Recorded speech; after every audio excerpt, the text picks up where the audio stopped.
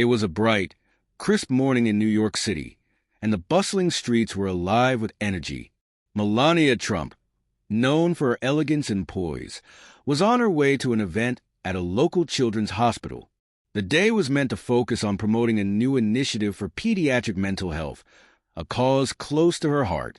Her convoy of sleek black SUVs moved steadily through the crowded avenues, escorted by Secret Service agents. Inside her car, Melania glanced out of the window at the city she had come to love. She adjusted her cream-colored coat and checked her notes for the event. She was prepared for a formal day filled with speeches and photo opportunities. But fate had something entirely different planned. As the convoy approached a small park near the hospital, Melania noticed a group of children playing by a fountain.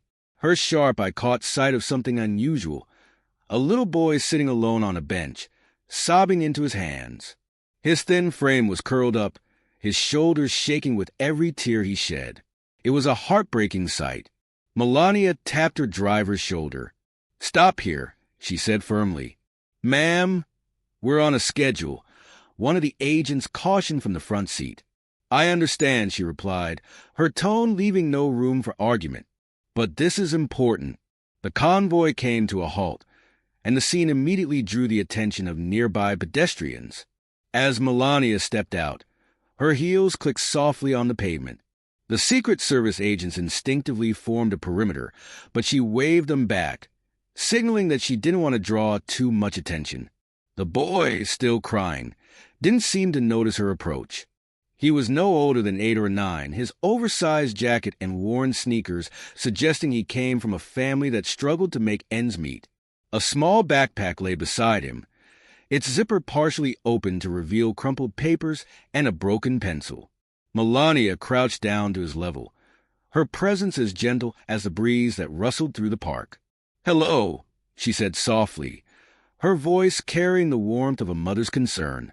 "Are you okay?" The boy looked up, startled. His tear-streaked face registered confusion at first, then recognition. His eyes widened as he realized who was speaking to him. You're Melania Trump," he stammered, his small voice trembling. Melania offered him a kind smile. "Yes, I am. But right now, I'm just someone who wants to help. Why are you crying?" The boy hesitated, his fingers clutching the edge of his jacket. I lost my lunch money," he admitted finally, his voice barely audible. And my mom always says we don't have much. She'll be mad if I ask for more." Melania's heart ached at his words. She placed a reassuring hand on his shoulder. "Your mother loves you, I'm sure. She'll understand. And it's okay to ask for help when you need it."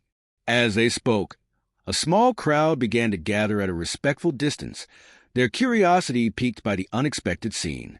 People whispered among themselves, some taking photos, others recording videos. But Melania remained focused entirely on the boy. "What's your name?" she asked gently. "Ethan," he replied, wiping his eyes with the sleeve of his jacket. "Well, Ethan," she said, her tone brightening, "how about we fix this? Let me take you to get something to eat. Would you like that?" Ethan's eyes lit up with a glimmer of hope. "Really?" "Really," she confirmed, extending her hand. He hesitated for a moment, then placed his small hand in hers. The two of them walked toward a nearby cafe, flanked discreetly by the Secret Service. Inside, Melania ordered a sandwich, a juice box, and a warm cookie for Ethan. As they waited for the food, she chatted with him, asking about his favorite subjects in school and his dreams for the future. The cafe staff, initially stunned by her presence, quickly warmed up to her kindness. They watched in awe as she spoke to Ethan like he was the most important person in the world. Customers around them snapped pictures, their murmurs filled with admiration. When the food arrived, Ethan dug in with enthusiasm. Between bites, he shyly looked up at her. "Thank you, Mrs. Trump. You're really nice." Melania chuckled softly. "You're very welcome, Ethan. And remember, no matter how hard things might seem, there's always someone who cares." As they left the cafe, Ethan's face was no longer marked by tears, but by a bright, beaming smile. Melania handed him a small note with a phone number. "If you ever need help, call this number, okay? Someone will always be there for you." Ethan nodded, clutching the note like it was a treasure. "I will." Melania returned to her convoy, her heart lighter yet fuller. She knew this wasn't the kind of moment that made headlines or speeches. But to her, it was the kind of moment that mattered most. Little did she know, the photos and videos taken by onlookers would soon flood social media. Within hours, the story of Melania Trump comforting a crying child in a park went viral, capturing the hearts of millions. But for her, it wasn't about the attention. It was about making a difference, one small act of kindness at a time. The story of Melania Trump comforting Ethan quickly spread across the globe. Social media lit up with posts, photos, and videos capturing the heartfelt moment. The image of Melania kneeling beside the little boy, her hand on his shoulder, resonated deeply with people from all walks of life. For once, the internet wasn't ablaze with debates or negativity. Instead, it was united in admiration for a simple act of kindness. Ethan, however, was blissfully unaware of the storm his encounter had caused. That evening, he returned home to his small apartment, clutching the sandwich wrapper and cookie crumbs like trophies. His mother, Lisa, greeted him at the door, her face lined with exhaustion from her double shift at the diner. "Ethan, where have you been?" "I was so worried," she exclaimed, her voice tinged with both relief and frustration. Ethan grinned, holding up the folded note Melania had given him. "Mom, you'll never guess what happened today." Lisa frowned as she took the paper from him, her eyes scanning the handwriting. "What is this? Whose number is this?" "It's from Melania Trump," Ethan said, practically bouncing on his toes. "She found me in the park when I was crying and bought me lunch.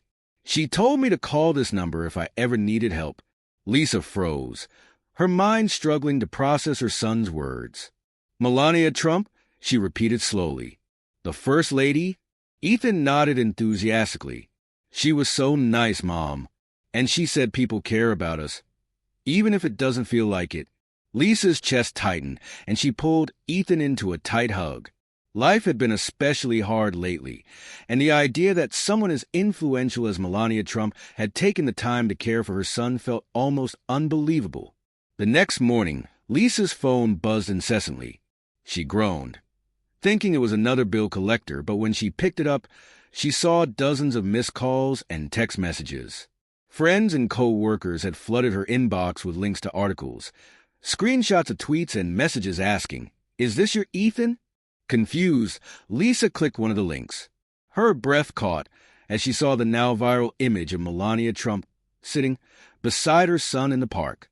Tears welled in her eyes as she scrolled through the article, reading about the moment that had captivated millions. Across town, Melania was equally overwhelmed by the response. Her team had expected her visit to the hospital to make headlines, but no one anticipated that a candid act of kindness would overshadow the event. Calls and emails poured into her office from people offering support for Ethan and his family. Some wanted to donate money, while others offered mentorship programs and scholarships for children in need. Mrs. Trump, one of her aides, said, holding a tablet with a news article displayed, "You've gone viral. People are calling this the most humanizing moment of your public life." Melania looked at the images and headlines. She wasn't one to seek attention for herself, but she saw an opportunity in the public's reaction. "If people want to help," she said, "let's make sure it reaches not just Ethan, but children like him everywhere." Meanwhile, Ethan's life began to change in ways he couldn't have imagined. The morning after the viral story broke, his school principal called him and his mother into the office. Lisa entered hesitantly, unsure of what to expect. "Mrs. Johnson," the principal said, smiling warmly, "we saw the news about Ethan. What an incredible moment. We've been contacted by several organizations wanting to offer scholarships and support for him." Lisa's jaw dropped. "Scholarships? For Ethan?" "Yes," the principal continued, handing her a folder filled with information. "And not just that. Some local charities want to assist with your family's expenses. They've offered to cover rent for the next 6 months. Lisa's hands trembled as she flipped through the folder. For years, she had struggled to provide for Ethan, often working late into the night and skipping meals to make ends meet. The idea that strangers would extend such generosity was overwhelming. Ethan, meanwhile, was less concerned about the scholarships or the media attention. His thoughts kept returning to Melania's words in the park. No matter how hard things might seem, there's always someone who cares. He decided he wanted to pay it forward, even in a small way. That afternoon, he gathered a few of his classmates and explained his idea. "What if we start a kindness club?" he asked. "We can help kids who are sad or need someone to talk to." His friends were intrigued. "Like what Melania Trump did for you?" one of them asked. "Yeah," Ethan said. "She made me feel better. So maybe we can do that for other kids." Within a week, the Kindness Club was officially formed. They made posters with positive messages, helped their peers with homework, and even organized a small fundraiser to buy supplies for students who couldn't afford them. The principal was so impressed that she allowed them to host a school-wide Kindness Week. News of the club spread quickly, and soon other schools in the district began forming their own chapters. What started as a small idea had grown into a movement, inspired by one simple act of compassion. Back in Melania's office, plans were underway to expand her initiative for children's mental health. She wanted to ensure that moments like the one she shared with Ethan weren't just rare occurrences, but part of a larger effort to support families in need. Her team proposed creating a foundation named after Ethan's story, the Ripple Project. Its mission would be to provide resources for underprivileged children, focusing on mental health, education, and community support. Melania insisted on involving Lisa and Ethan, believing their voices would bring authenticity to the project. When Lisa received the call inviting her and Ethan to Washington, D.C., she was stunned. "Are you sure?" she asked, her voice shaking. "We're just regular people." "That's exactly why we want you," the aide replied warmly. "Your story represents so many families who face challenges every day. You can inspire them." A few weeks later, Lisa and Ethan stood on the steps of the White House, their eyes wide with awe. Melania greeted them personally, her demeanor as warm and kind as Ethan remembered. "Welcome," she said, kneeling slightly to look Ethan in the eye. "How have you been?" "Good," Ethan said, beaming. "And we started a kindness club at school." Melania's smile widened. "That's wonderful. You've already made a difference." During the event, Melania shared their story, using it as a call to action for others to support the Ripple Project. Lisa spoke about her struggles as a single mother and the importance of community support, while Ethan charmed the audience with his bright smile and genuine enthusiasm. The foundation launch was a resounding success. Donations poured in, and media coverage amplified the message far and wide. But for Melania, the most rewarding moment came after the cameras were gone. As she sat with Lisa and Ethan in a quiet corner of the White House garden, she felt a deep sense of fulfillment. "Thank you," Lisa said, her voice thick with emotion. "Not just for helping us, but for showing the world that kindness matters."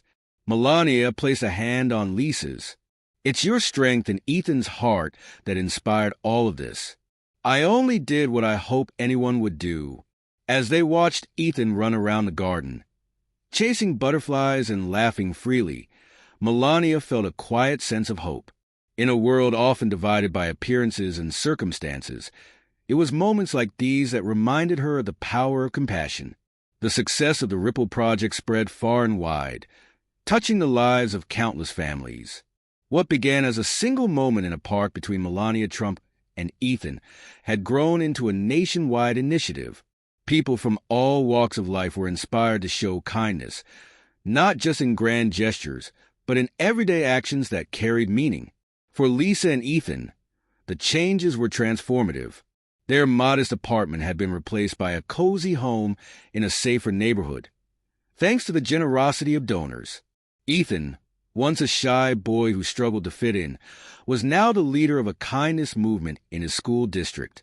His simple yet powerful idea of forming a kindness club had snowballed, with chapters springing up in schools across the country.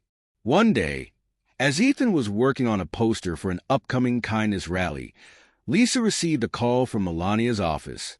It was an invitation to a summit in New York City, where families and educators would gather to discuss the impact of the Ripple Project and explore new ways to expand its reach. Lisa was hesitant. "Ethan, do you think we should go?" she asked, unsure if their presence would make much of a difference. Ethan looked up from his poster, his eyes shining with determination. "Of course, Mom. If we can help more people, why wouldn't we?" The summit was held in a grand conference hall, adorned with banners that read, "Kindness is the ripple that changes the world." Lisa and Ethan were nervous as they entered the bustling venue, but Melania greeted them with her signature warmth. "I'm so glad you could make it," she said, hugging Lisa and kneeling to speak to Ethan. "Are you ready to inspire more people?" Ethan nodded eagerly. "Always." The summit began with stories from families who had been helped by the Ripple Project. A single father shared how the foundation provided therapy for his son, who had been struggling with anxiety. A teacher spoke about how the kindness clubs in her school had improved student morale and reduced bullying. Each story added another layer to the profound impact of the initiative. When it was Lisa and Ethan's turn to speak, the room fell silent. Lisa stood at the podium, her voice steady despite the butterflies in her stomach. "Life hasn't always been easy for us," she began. "But that one moment in the park changed everything. It wasn't just the help we received. It was the kindness behind it. It reminded us that we weren't alone." Ethan stepped up next, holding the microphone with a confidence that surprised even his mother. "Kindness is like a superpower," he said, his voice clear and unwavering. "It makes people feel seen and cared for, and it's something we all have inside us." The audience erupted into applause, and many wiped away tears. Lisa looked at Ethan with pride, marveling at how far they had come. In the months following the summit, the Ripple Project grew into a full-fledged movement. Partnerships with schools, community organizations, and even corporations helped expand its reach. Kindness clubs became a staple in schools nationwide, teaching children the value of empathy and the power of small actions. One particularly touching moment came during a visit to Ethan's school by Melania Trump. She had insisted on seeing firsthand the impact of the Kindness Club. The students greeted her with handmade signs and cheers, eager to show her their initiatives. Ethan led Melania to a corner of the library, where the Kindness Club had set up a small booth. "This is our Kindness Corner," he explained. "We write notes of encouragement for anyone who needs a pick-me-up. Sometimes, just knowing someone cares can make a big difference." Melania picked up one of the notes, which read, "You are stronger than you think." Her eyes glistened as she looked back at Ethan. "This is beautiful. You've created something truly special." As the visit continued, Melania spoke with the students, encouraging them to share their ideas. One girl, shy at first, eventually opened up about starting a book drive for children in foster care. Another boy spoke about organizing a food drive for families in need. The room buzzed with enthusiasm, each child inspired by the belief that they could make a difference.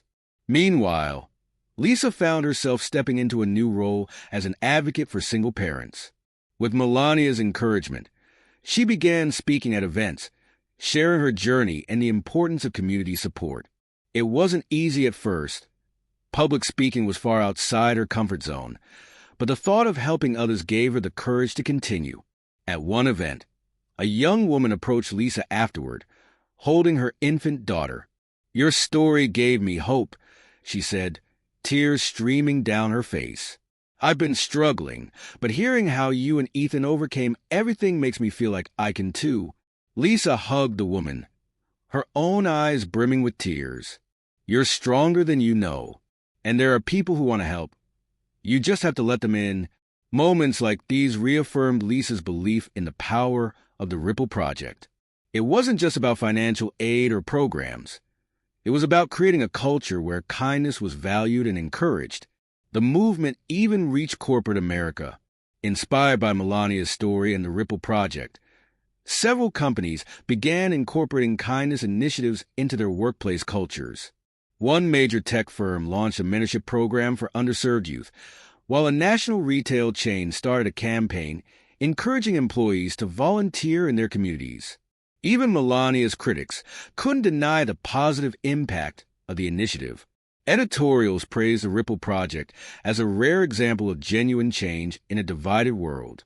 Social media continued to buzz with stories of everyday kindness, each one a testament to the power of compassion.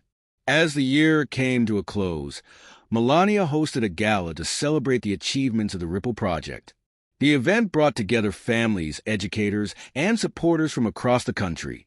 Lisa and Ethan were honored guests, and Ethan was invited to give the opening speech.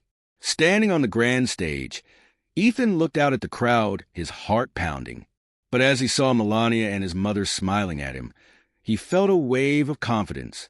"When I was sitting in that park, I didn't know how much my life would change," he began. "I just knew I felt alone, but then someone showed me kindness, and it reminded me that I wasn't invisible." He paused, letting the words sink in. Kindness isn't just about big gestures. It's in the little things. Listening to someone, sharing a smile, or writing a note. It's something we can all do, every day. The audience erupted into applause, a standing ovation that seemed to last forever. As Ethan stepped off the stage, Melania hugged him tightly. "You've made me so proud," she said. "This movement wouldn't exist without you." The gala marked the culmination of a year filled with transformation, not just for Lisa and Ethan, but for everyone involved in the Ripple Project. The initiative had sparked a cultural shift, proving that kindness could indeed be the ripple that changed the world. As Lisa and Ethan returned home that night, they sat together on their porch, watching the stars. "Do you think it'll last?" Lisa asked quietly. Ethan looked at her, his eyes shining with hope. "I think it will, Mom, because kindness doesn't end, it just keeps growing." And in that moment, beneath the vast sky, they knew that their story was only the beginning.